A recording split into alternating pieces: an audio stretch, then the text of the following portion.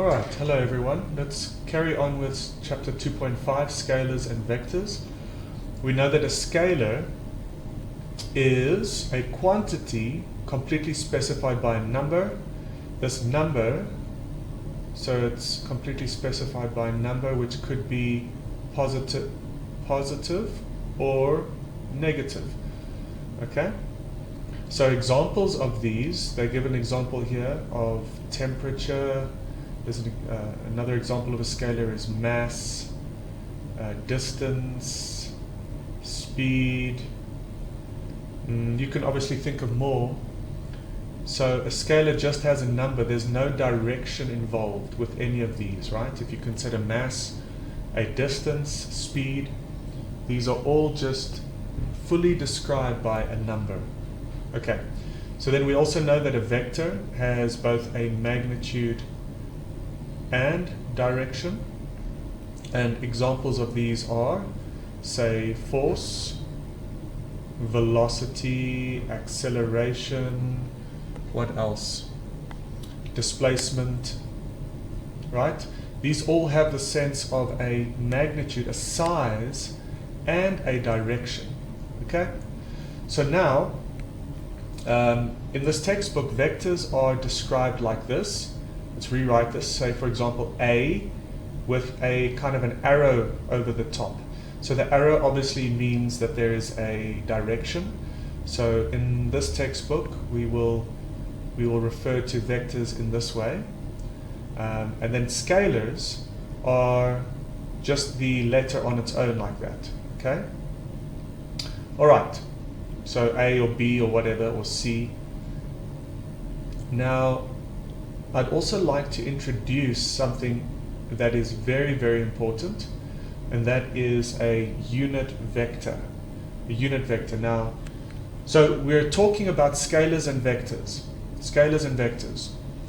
Now, the unit vector is crucial when we are representing vectors.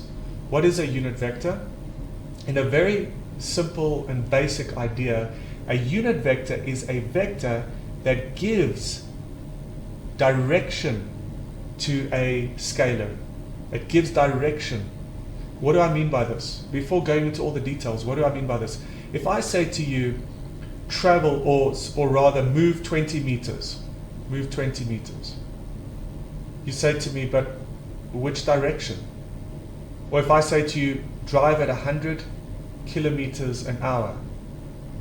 You say, well, okay, that's great. You've given me a size. You've given me a size to move, or you've given me a speed to go at, a magnitude, but you haven't given me a direction. Okay? So a unit vector is, its function is to take a magnitude like this, a size, and give it a direction. So a unit vector, when applied in this way, would then say, move 20 meters in the X direction, or drive 100 kilometers in the Y direction. Okay? So this is what a unit vector does. It simply gives a value like this. It gives it a direction. It gives it a direction. Okay. So a unit vector, some properties of a unit vector is that its magnitude is 1. The magnitude of this vector is 1. So, and why is the magnitude 1? Why is the magnitude 1?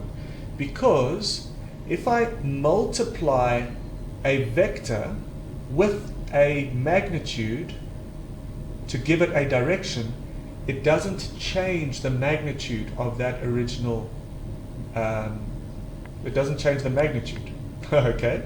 It doesn't change the magnitude of the 20. It doesn't change the magnitude of the 100. All it does is it gives this number a direction. Now we know it's 100 kilometers going in a certain direction. It does not change its magnitude. Okay? So in this initial case, we'd like to introduce a special case of a unit vector. This special case is I hat. Okay, I hat. And it is simply the unit vector in the x direction. So if I say to you 20 meters I hat, then it means move 20 meters in the x direction. There's another one called j hat and another one called k hat. These are special cases of the unit vector I, j, k. J hat and k hat are give you or indicate directions in the y direction and the z direction. Okay? So if you look at this picture over here, a unit vector points along the x-axis and it has a magnitude of 1. Okay? So if I say to you, here's a vector b, okay, this is the vector b, and it can be written like this, bx I. So bx is just the magnitude, the number, and I multiplied by bx tells us that it is this number along the x-axis. So here's an example as well. Here's b. The magnitude is 2, and it is along the x-axis. So you would write it like this. B as a vector is plus 2i. Okay? That means you're going plus 2 along the x-axis. If I say C is minus 1.5 meters I, then it means I'm going minus 1.5 meters in the x direction. I am multiplying this unit vector with a number, a scalar. Okay? So it tells us what is the direction. Okay? So I'm just reminding you, these are special cases of unit vectors. Unit vectors actually can act in any direction, and their main function is to give a scalar value a direction. Okay, and we can say without changing the magnitude. Okay? All right. So I don't think there's anything else that I need to cover here. All right, that's good enough. Okay, good luck. Cheers.